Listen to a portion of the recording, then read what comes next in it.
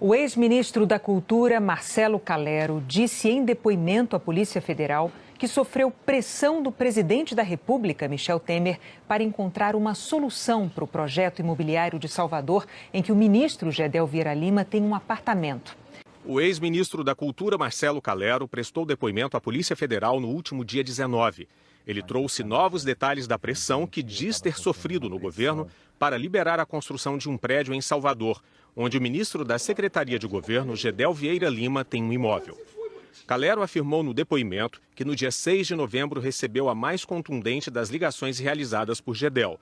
E que Gedel disse, sempre de maneira muito arrogante, que se fosse preciso, pediria a cabeça da presidente do IPHAN e que falaria até com o presidente da República. O IPHAN é o Instituto do Patrimônio Histórico e Artístico Nacional, que embargou a obra.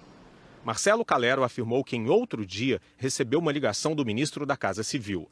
Eliseu Padilha argumentou que, se a questão estava judicializada, não deveria haver decisão administrativa definitiva a respeito e que Calero tentasse construir essa saída com a Advocacia Geral da União. O ex-ministro da Cultura também afirmou no depoimento que no dia 16 de novembro compareceu a um jantar oferecido pelo presidente aos senadores no Palácio da Alvorada e que, após contar-lhe toda a história, o presidente disse a Calero para que ficasse tranquilo, pois caso Gedel lhe procurasse, ele diria que não havia sido possível atender a seu interesse por razões técnicas.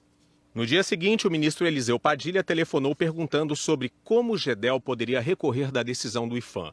Em resposta, Calero conta que explicou como funcionam genericamente os recursos de atos administrativos. No mesmo dia, Calero afirmou que foi convocado pelo presidente Michel Temer a comparecer no Palácio do Planalto e que nesta reunião o presidente disse a ele que a decisão do IPHAN havia criado dificuldades operacionais em seu gabinete, já que o ministro Gedel encontrava-se bastante irritado e que o presidente disse para que Calero construísse uma saída para que o processo fosse encaminhado à AGU, porque a ministra Grace Mendonça teria uma solução. Calero afirmou que, no final da conversa, o presidente disse que a política tinha dessas coisas, esse tipo de pressão. O ex-ministro da Cultura afirmou que, ao final da conversa com o presidente, ficou bastante desapontado, uma vez que foi advertido em razão de ter agido sem cometer qualquer tipo de irregularidade.